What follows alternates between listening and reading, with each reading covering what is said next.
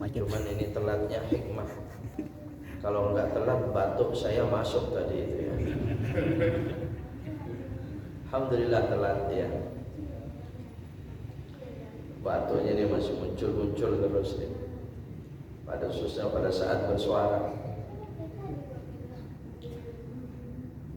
Hadirin hadirat rahimakumullah. Terlebih dahulu tentunya kita bersyukur kepada Allah Subhanahu wa taala atas rahmat, nikmatnya, hidayah, inayahnya. Senantiasa kita mensyukuri segala anugerahnya. Malam hari ini kembali kita berada di tempat yang mulia, yang penuh dengan rahmat, kasih sayang Allah, penuh dengan barakah, kebaikan, kesenangan, dan keselamatan serta keamanan dijamin oleh Allah Subhanahu wa taala ketika kita berada di dalam masjid semacam ini. Taqabbalallah, semoga ibadah kita semua diterima oleh Allah Subhanahu wa taala. Amin Allahumma amin. Hadirin rahimakumullah, malam ini kembali kita berjumpa dengan kajian Tazkiyatun Nafs, di mana saudara sekalian masih kita ingin melanjutkan dari pertemuan sebelumnya, dan kita tadi telah bersama-sama membaca doa Sayyidul Istighfar, di mana dari sekian banyak cara Tazkiyatun Nafs, pembersihan hati dan jiwa itu adalah dengan banyaknya istighfar kepada Allah, apalagi dengan Sayyidul Istighfar, memohon ampun sebanyak-banyaknya kepada Allah Subhanahu wa taala. Saudara sekalian rahimakumullah, ya, tazkiyatun nafs itu banyak cara, bisa dengan amal ya yang kita lakukan ghairu mahdhah ataupun mahdhah, ibadah-ibadah mahdhah kita kepada Allah Subhanahu wa taala. Saudara sekalian, mari terus kita perjuangkan, kita usahakan, karena dengan bersihnya hati dan bersihnya jiwa itulah akan membimbing seluruh tubuh kita ikut bersih, Pak. Nah, jadi kalau kotor ya sama, sebaliknya juga begitu. Kalau kotor ya akan membimbing anggota tubuh kita ini berbuat kotor. Maka dari itu hadirin rahimakumullah, ya kita tinggal melihat ya perbuatan seorang itu bersih dan hati-hati, itu menunjukkan ya, bersihnya jiwa seorang. Tapi kalau sudah kurang hati-hati dan sebagainya, akhlak-akhlak tercelanya, yaitu menunjukkan kotornya hati, karena dia dipimpin oleh hati itu, oleh jiwanya. Maka sekali lagi saudara sekalian, doa yang diijazahkan Nabi SAW itu harus terus kita doakan pada Allah, kita panjatkan pada Allah, mohon pada Allah dengan redaksinya, Allahumma ja'al sarirati khairan min alaniyati waj'al alaniyati salihatan. Ya Allah, jadikanlah batinku itu lebih baik daripada lahirku. Saya sudah pernah membahasnya, ini hadis Nabi SAW. Dan jadikanlah lahirku itu saleh. Tapi yang diminta duluan batinnya, supaya lebih baik daripada zahir. Lalu minta kita zahirnya saleh. Nah, kalau zahirnya saleh, batinnya lebih saleh dari zahirnya, nah ini baru tepat ini, Pak. Jangan sebaliknya yang terjadi ya. Hanya zahirnya saja yang saleh, batinnya tidak. Zahirnya bersih, batinnya tidak. Nah, ini bagian daripada sifat-sifat al-munafiqin, sifat orang-orang munafik. Lalu hadirin hadirat rahimakumullah, untuk sampai kepada tazkiyatun nafs, dan semua kita sudah melakukan sekian lama. Ya, katakanlah kalau itu tazkiyatun nafs itu mencuci, Pak, membersihkan ya. Mencuci, membersihkan noda kotor. Ya semua kita sudah melakukannya. Tinggal setelah bahan kita itu sudah bersih, pakaian kita itu sudah bersih, karena kita sudah mencucinya, dikotori lagi atau tidak, tinggal itu, Pak. Ya. Atau sering atau tidak. Dibersihkan sih tapi jarang. kotor pakaiannya, kotor, sering dipakai, sering ketemu dengan kotor, dipakai, dicucinya seminggu sekali, ya tidak akan bersih betul. Jadi tergantung kitanya seperti apa. Semua sudah melakukan. Nah, ada yang dengan melakukan sesuatu, membaca bacaan dan sebagainya. Ada yang meninggalkan sesuatu. Yang ditinggalkan itu adalah hal-hal yang dilarang. Sama dengan melakukan sesuatu yang diperintah. Jadi orang melakukan sesuatu yang diperintah itu sama-sama menjadi pembersih seperti orang yang meninggalkan larangannya. Orang melakukan pembersihan jiwa dengan meninggalkan larangan sama dengan orang membersihkan jiwa melakukan perintah. Karena itu semua Allah yang melarangnya, Allah yang menyuruhnya, memerintahkannya. Hadirin rahimakumullah. Hal-hal yang harus dilakukan ada dua macam, ada wajib, ada sunnah.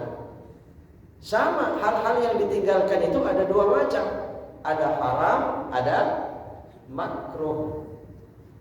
Nah sekarang hadirin rahimakumullah, siapa di antara kita rasanya tidak ada lagi yang tidak tahu haram, tidak tahu makruh ya. Tinggal itu tadi, mau tidak kita mengamalkannya, menjauhi haram dan menjauhi makruh itu. Atau mungkin masih sepele dengan makruh, Pak. Cuman makruh ini. Sama yang wajib juga demikian. Orang tazkiyatun nafs dengan melakukan perintah ada wajib, ada sunnah. Apakah kita masih hanya mementingkan yang wajib saja, yang sunnah kurang dipentingkan? Hadirin rahimakumullah. Ya, kurang bagus cara membersihkannya, Pak. Bahkan dalam hal ibadah, sunnah-sunnah itu keuntungannya, wajib-wajib itu modalnya. Kalau orang baru bisa melakukan wajib itu balik modal, belum beruntung, belum ada untungnya. Kalau dia sudah banyak melakukan sunnah, baru itu banyak untungnya. Sama sebaliknya, orang kalau baru meninggalkan yang haram, kalau baru bisa meninggalkan yang haram, yang jelas-jelas haram, ini diharamkan, dan kita insya Allah tidak melakukannya. Ya, tapi belum mau melakukan, meninggalkan yang makruh, juga sama, Pak. Tazkiyatun nafsnya ini kurang bagus, ya kurang ahli, ya, jadi kurang bersih nanti. Hadirin rahimakumullah. Maka dari itu sebenarnya coba kita tentang wajib di luar salat, wajib di dalam salat, ada makruh di luar salat, ada makruh di dalam salat, ada haram di luar salat, ada haram di dalam salat, ada sunnah di luar salat, sunnah di dalam salat. Ya, semua itu hadirin rahimakumullah kita harus memperhatikannya, jangan menyepelekannya. Mari sekali lagi kita termasuk melanjutkan kajian pertemuan sebelumnya, bahwasanya di dalam sholat kalau kita harus melakukan atau meninggalkan yang merusak itu insya Allah tidak. Tidak ada di antara kita yang melakukan hal-hal yang merusak. Yang merusak maksudnya batal gitu ya. Rasanya tidak akan melakukan itu, Pak. Sekalipun kita itu yang ketika terjadi melakukan sesuatu itu batal, kita tahu. Kita berilmu, tapi kalau suruh hitung satu batalnya sholat ada sekian banyaknya yang berbeda-beda antara satu ulama dengan ulama yang lain.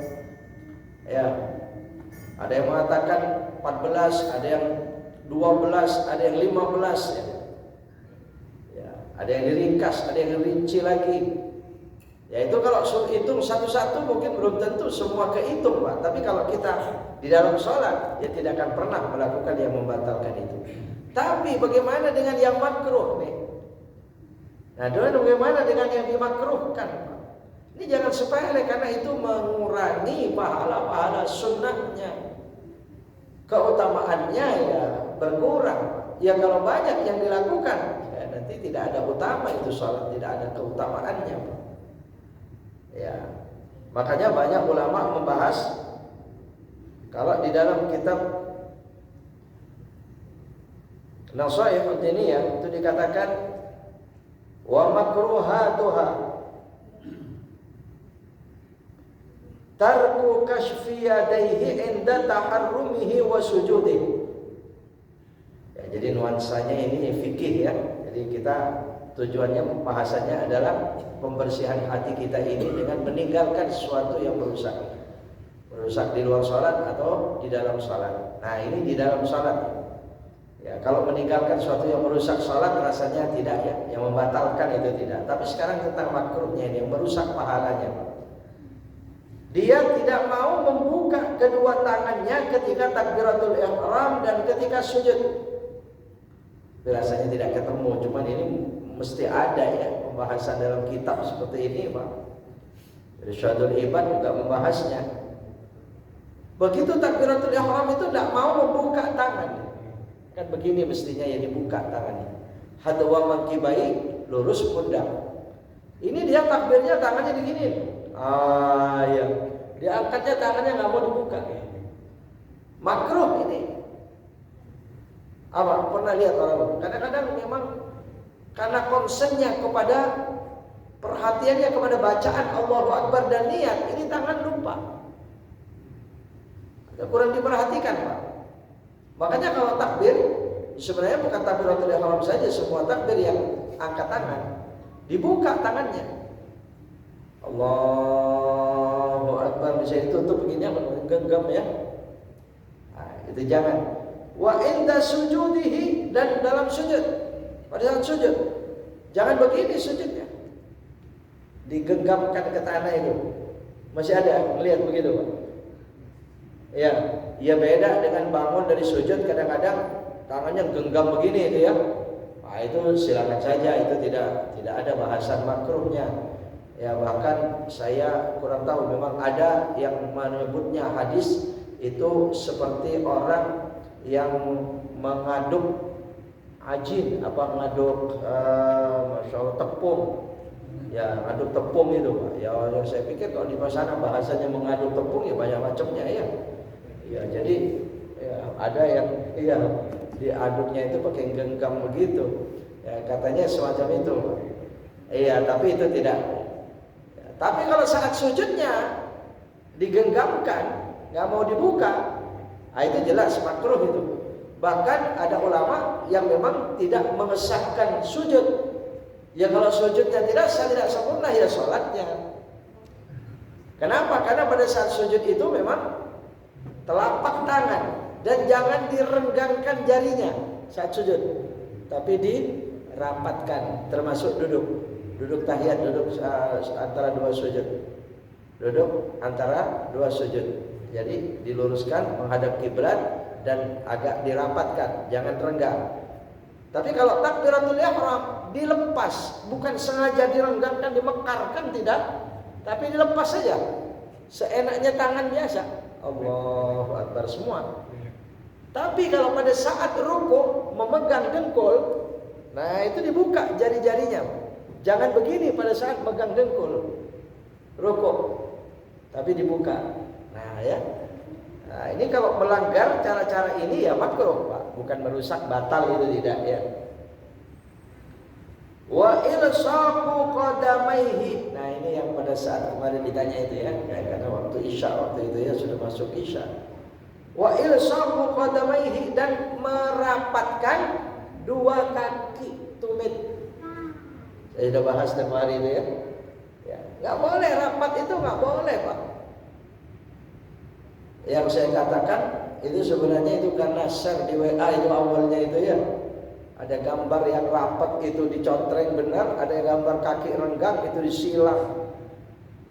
Ternyata kitab-kitab fikih kebalikan yang dibahas, saya kurang tahu itu ya Allah, itu pembuat gambar itu bertanggung jawab itu kalau itu salah. Betul tidak? Kalau dia misalnya ikut penjelasan gurunya, ya gurunya bereferensi yang benar apa tidak? Kalau memang ada referensinya kitab ya enggak. Tapi saya membuka beberapa kitab fikih semua, ya harus merenggangkan, ya, harus direnggangkan, itu nggak boleh dirapatkan. Itu ilsaq di sini malah termasuk wa makruhatuha, itu makruh. Iya, jangan beralasan katanya yang takut kelihatan dari bawah gitu ya, samping dengkulnya, enggak. Itu ya mungkin dia membahasnya saja seperti itu, padahal tidak ada di kitab untuk pembahasan semacam itu yang saya baca, Pak. Ya silakan kalau memang dia dapat, saya pun akan ikut kalau memang ada. Ya, silakan. Wa ilsaqu qadamaihi. Ya, atau mungkin kalau ada dua kitab, yang satu membahas begitu, yang satu bahas begitu, tinggal dipilih. Seperti turunnya sujud, Pak. Turunnya sujud itu sama-sama dibahas gitu. Itu tinggal kita pilih. Kalau umumnya turunnya sujud itu di sini dibahas. Ya.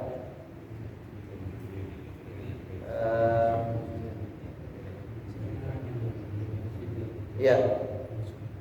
Wa mukhalafatu tartibin dzakarnahu fi wad'i a'dha'i sujud. Meninggalkan tertibnya meletakkan anggota sujud pada saat mau sujud. Tidak ditertibkan. Kalau tertib itu maksudnya apa? Ya mulai dari kaki. Karena anggota sujud itu ada 7. 2 kaki, 2 dengkul, 2 telapak tangan dan dahi. Itu kan 7 itu. Karena kaki sudah di bawah. Kemudian apa kalau mau tertib? Setelah kaki dengkul. Setelah dengkul baru tangan. Setelah tangan baru dahi. Ini banyak sekali kan yang turun itu langsung tangan, baru dengkul. Tapi ternyata bahasan ini masih dibahas, Pak. Bahkan ada hadis Nabi pernah memakai itu. Nabi masih pernah semacam itu di masa indaki barihi, pada saat beliau sudah usia tua.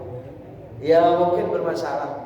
Seperti saya sendiri memang kalau harus dengkul dulu itu memang agak berat sebenarnya ya. Berdiri juga begitu. Berdirinya juga begitu, Pak. Tertib itu mestinya itu. Begitu berdiri, ya dia dahi dulu diangkat, baru tangan, baru dengkul, ya baru berdiri, begitu kan? Itu kalau mau tertib. Tapi kalau berdiri itu, ya dengkul duluan, kemudian baru tangan, baru ya dahi dulu, baru dengkul, baru tangan, gitu kan biasanya ada kan?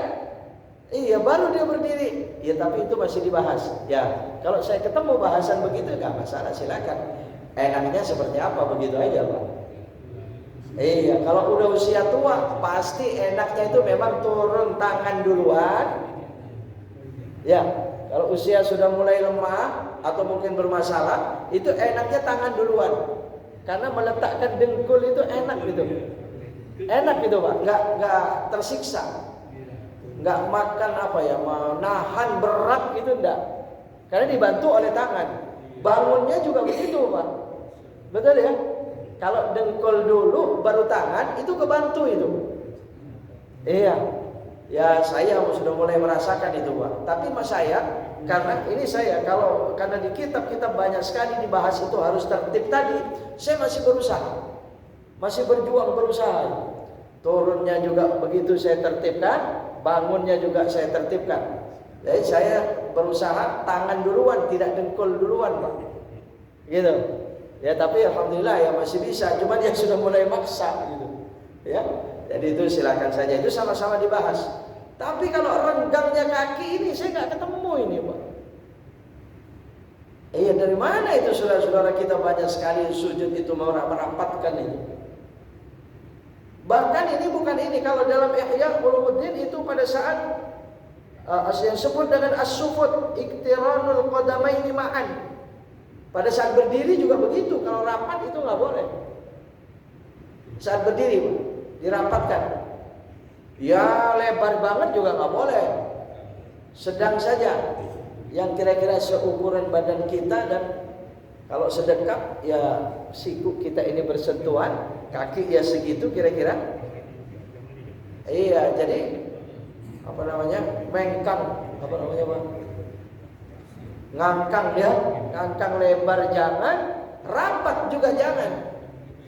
Rapat itu pada saat berdiri. Nah, ini perlu dibahas lagi. Ini di mana-mana saya sudah bahas atau belum di sini. Alhamdulillah, mohon maaf. Dari rakaat pertama ke rakaat kedua itu suka berbeda. Rakaat pertama itu berdirinya karena masih mau takbiratul ihram, dia agak lebar sedikit. masih takbiratul ihram, sehingga rapat antara kita, antara kawan itu jadi rapat karena lebar. Yang di sini lebar, yang di sini agak lebar kakinya.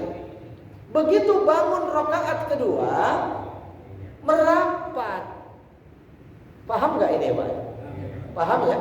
Yang di sini merapat, di sini merapat, di sini merapat, ya renggang. Renggangnya jauh. Nah, kalau renggang sedikit sih masih mungkin lah ya, masih termasuk dia kategori rapat dia, Pak. Artinya tidak harus bersentuhan kelingking, antara kelingking itu masih bisa. Kenapa? Karena yang sangat dianjurkan itu bahu atau mungkin siku ini ya. Bainal manakib, bainal manakibi. Itu, Pak. Tapi ini harus perhatikan ini, Pak. Saya sering sekali sengaja pada saat saya takbiratul ihram, saya sengaja saya rapatkan kaki saya. Bukan rapat banget sih, cuman agak rapat saya. Maksud saya khawatir nanti rakaat keduanya di kanan saya merapat, di kanan kiri saya merapat. Saya harus merenggangkan, merapatkan begitu. Ternyata benar. Begitu bangun rakaat kedua, kaki sudah jauhan itu. Ya. Nah ini Pak, ini rakaat pertama semacam itu, rakaat kedua tetap saja semacam itu Pak. Jadi kita masih boleh bangun dari sujud itu sambil ngelirik lihat kaki itu, merapatkan sedikit dengan kanan kiri itu masih memang harus begitu. Iya ya, supaya tidak renggang jauh itu Pak.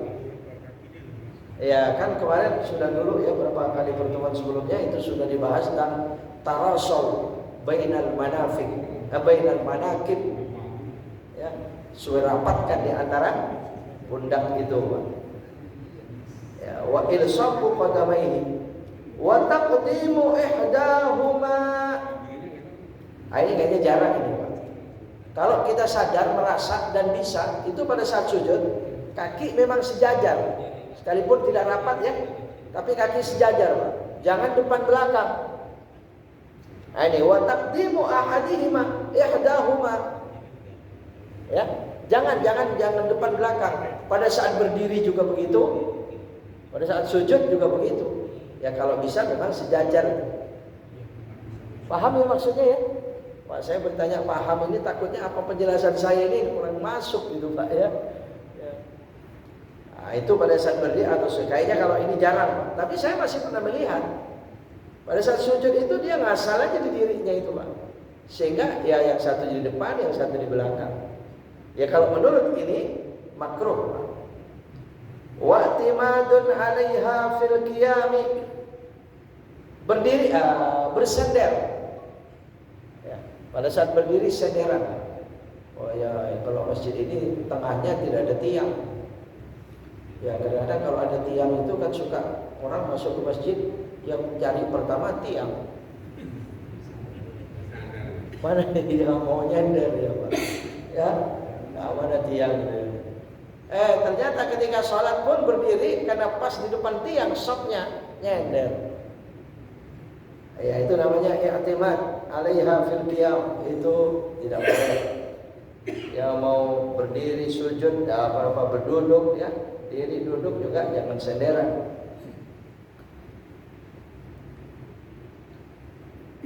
Wajahara bi mahalli israrin wa aksihi, menjaharkan bacaan yang sir atau sebaliknya, bacaan yang harus pelan dibaca keras, bacaan yang harus keras dibaca pelan.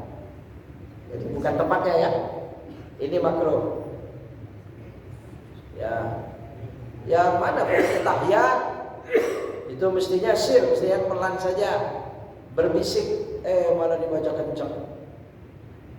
Ya sujud, ya rukuk, semua itu yang harus jaharkan surah Al-Fatihah saja dengan surah. Kalau sholat malam, Pak. Maghrib, Isya, Subuh, Jumat, Id. Selain dari itu ya semua sir. Makanya kalau ada orang sholat duhur, Fatihahnya dikeraskan, memang sah sholatnya. Cuma ya ini jatuhnya makruh, Pak. Karena memang dari contoh Nabi, karena kita sholat suruh melihat memperhatikan Nabi itu, ya begitu. Tapi tetap masih ada di pembahasannya ini, bahwa Nabi SAW pada saat itu Bahkan ditanya oleh sahabat, lupakan ke Rasulullah? Tidak. Ya, tetapi ya Allah mengajarkan kepada kita agama kita. Hadirin rahimakumullah ya. Jadi ternyata Nabi SAW pernah menjaharkan sholat duhur. Ada sholat duhur, Al-Fatihah Bismillahirrahmanirrahim dikeraskan. Kalau ada orang lupa semacam itu, jangan batalin sholatnya, nggak apa-apa, itu terusin aja. Ya cuma mestinya kapan dia ingat, dia langsung pelan gitu aja. Dia baru Alhamdulillahirrabbilalamin. Ingat dia sholat duhur, ini sholat asar. Oh, udah terusnya dipelanin aja, baru lupa. Ya coba saja makmum, subhanallah, ya boleh saja. Akhirnya imam jadi ingat gitu kan, jadi sadar dia. Kenapa kalau diterusin ini ada di sini pembahasannya makruh, menjaharkan bacaan yang sir, mensirkan bacaan yang jahar. Ya mengeraskan bacaan yang harus pelan, bukan lambat ya, tapi pelannya suara, dan memelankan bacaan yang mestinya keras. Wa hifdhu ra'sin fi ruku'in, terlalu menundukkan kepala pada saat rukuk. Nah ini lagi nih Pak, kadang-kadang saya lihat itu imam pun suka ada yang masih begitu juga Pak. Kadang yang kesalahan bisa terjadi kepada makmum ataupun imam, wallahu a'lam. Iya, rukuk itu tangan memegang dekul dan tangan siku lurus, jangan ditekuk. Kalaupun pegang dengkul, kalau tangan sikunya ditekuk, maka kepala akan turun. Begitu enggak? Ada kadang pernah lihat orang begitu Pak? Iya. Jadi jangan begitu. Makanya di sini dikatakan enggak boleh wa hufdhu ra'sin fi ruku'in, terlalu menurunkan kepala pada saat rukuk. Itu kalau memegang dengkul. Kadang-kadang lurus sih ini sikunya, tapi megangnya di atas mata kaki, di betis bawah. Ya sudah loh, ya hampir lekuk itu kepalanya itu. Enggak, itu nggak harus begitu ya Pak. Itu malah makruh itu.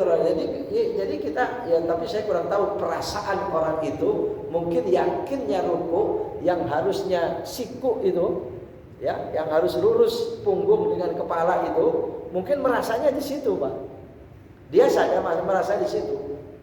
Kalau dia diluruskan dengkulnya, dia merasa dangak begitu. Mungkin dia begitu Pak.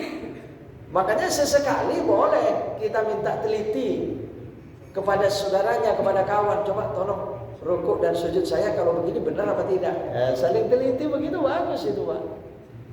Karena kita tidak sadar, kita nggak lihat punggung. Bagaimana kita bisa memperhatikan punggung kita sendiri?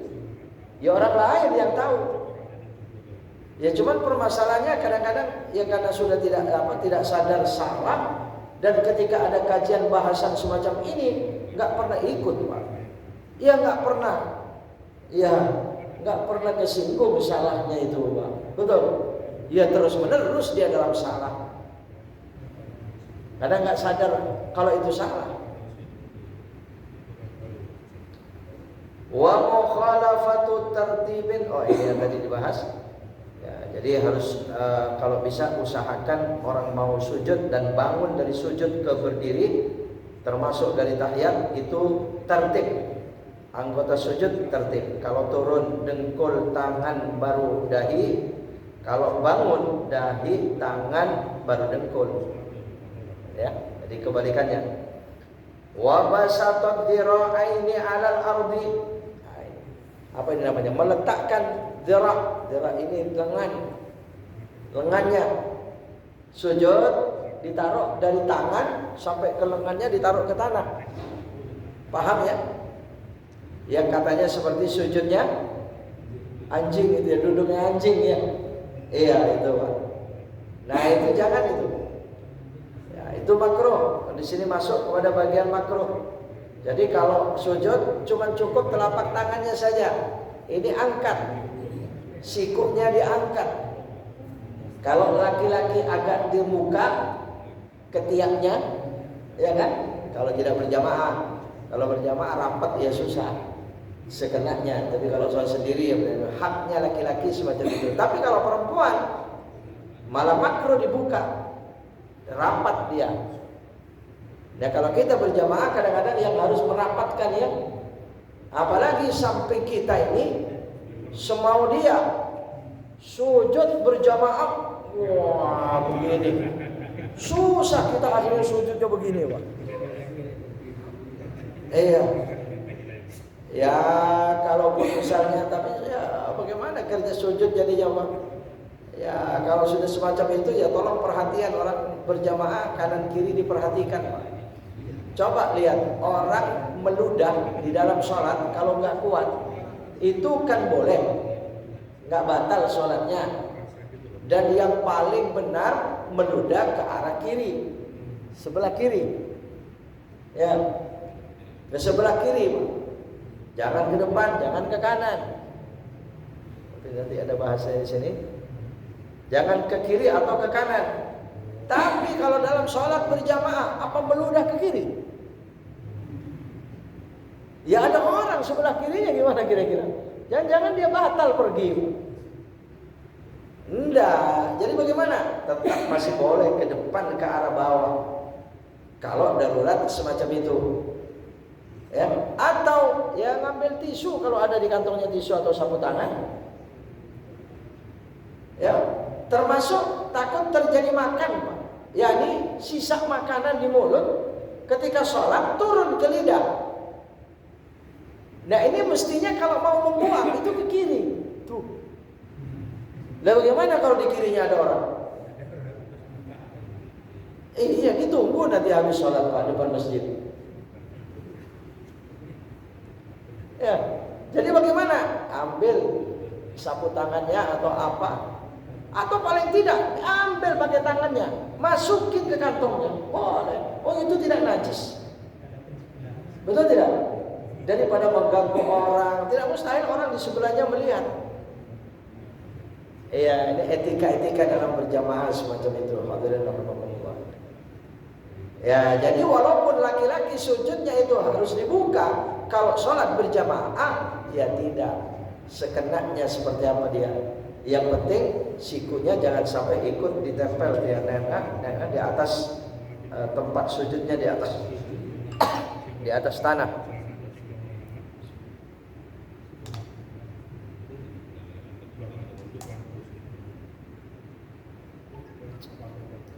Wa ta'awwud wa tarku ta'awudin.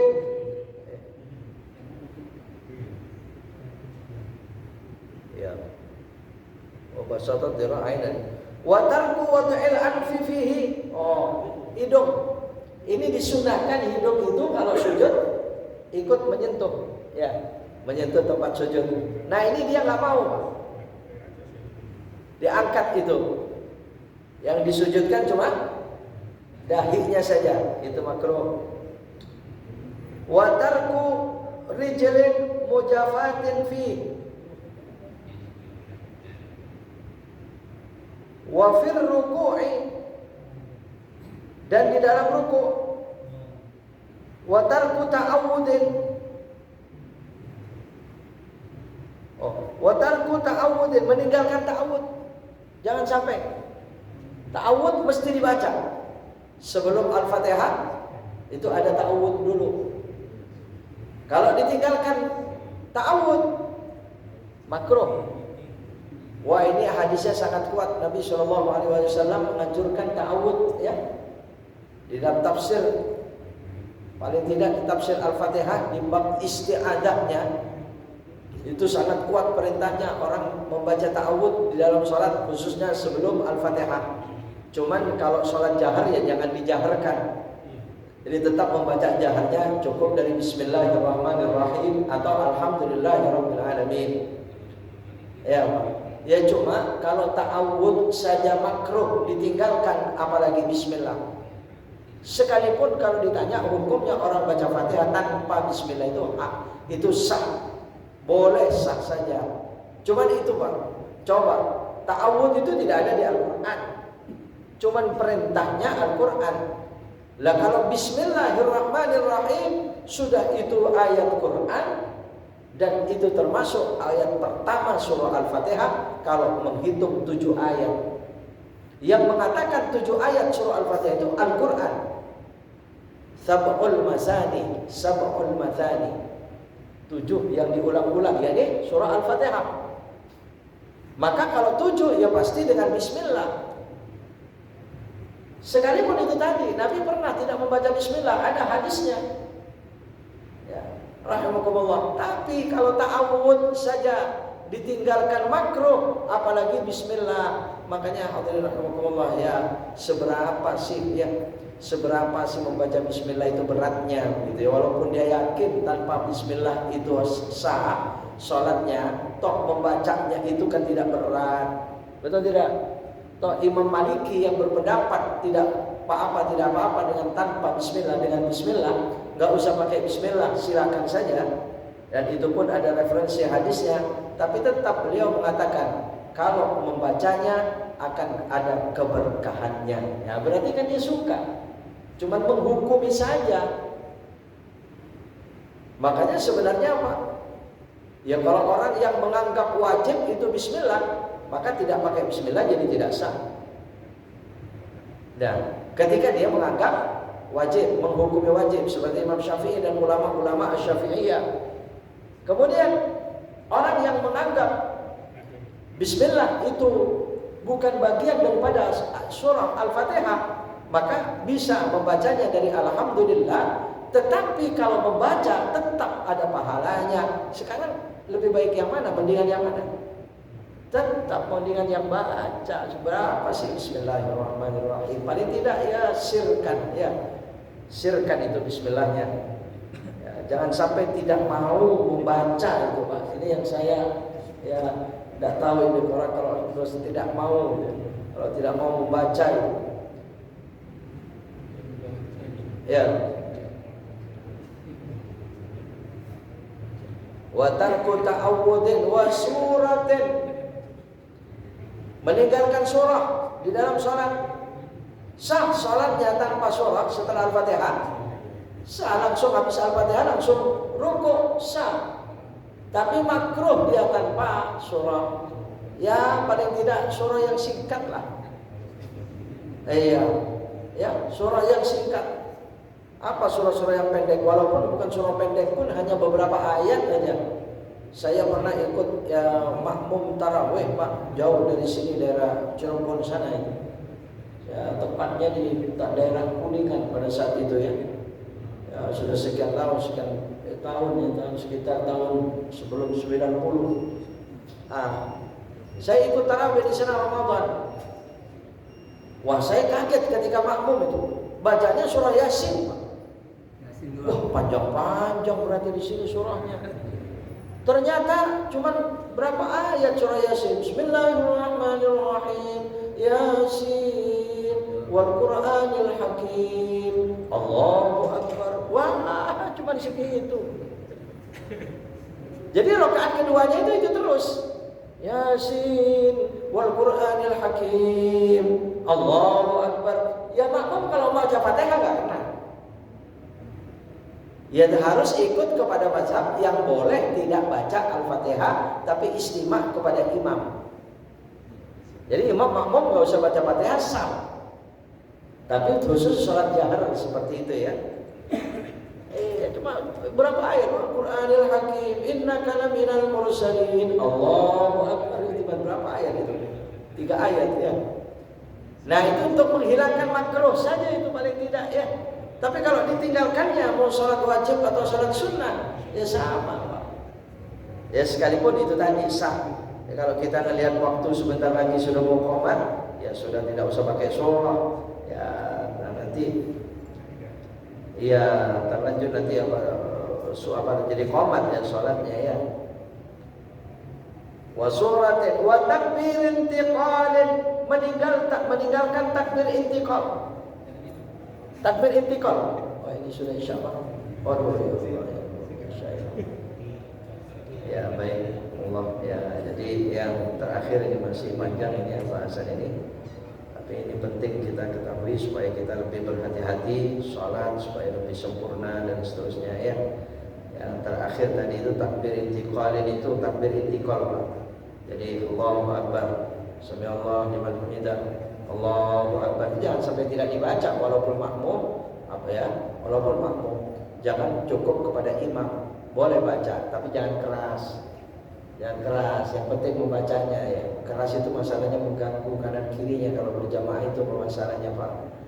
Ya, jadi itu sangat diperhatikan, jangan sampai. Tapi dibaca Pak. Adapun sami Allahu liman hamidah, itu kalau makmum boleh tidak membacanya. Karena memang itu khusus ucapan imam. Hanya saja andai kata makmum kebaca, tidak berusak sholat, nggak apa-apa. Allahu liman hamidah, dia bangun karena biasa ya. Karena biasa kita baca, dia baca dia sami Allah. Nggak apa-apa. Nggak apa-apa. Malah kalau guru kita, ulama kita, Fakhruddin Al-Bantani itu masih membahasnya ya dengan suatu kitab yang beliau jadi referensinya. Itu makmum masih boleh saja membaca sami Allahu liman hamidah. Ya, cuma itu sebenarnya ya makmum, imam yang membaca itu, kemudian makmum Rabbana walakal hamd, mil'us samawati dan seterusnya Pak. Ya baik, Allah ya sudah masuk waktu Isya, ya, kita memang waktunya terbatas. Mohon maaf ya, mungkin tidak membuka pertanyaan. Kalau ada yang penting nanti ba'da sholat mungkin Pak ya. Dan ya mungkin insyaallah pertemuan berikutnya masih membahas lanjutannya insyaallah. Demikian kurang lebihnya mohon maaf. Bismillahirrahmanirrahim. Alhamdulillahirabbil alamin. Allahumma shalli wa sallim wa barik ala habibina wa nabiyyina Muhammadin wa ala alihi wa sahbihi ajma'in. Allahumma anfa'na bima 'allamtana wa 'allimna bima yanfa'una wa rzuqna 'uluman tanfa'una ya arhamar rahimin. Wa sallallahu ala nabiyyina Muhammadin wa alihi wa sahbihi wa sallam. Walhamdulillahi rabbil alamin. Subhanakallahumma wa bihamdika asyhadu an la ilaha illa anta astaghfiruka wa atubu ilaik. Wassalamualaikum warahmatullahi wabarakatuh.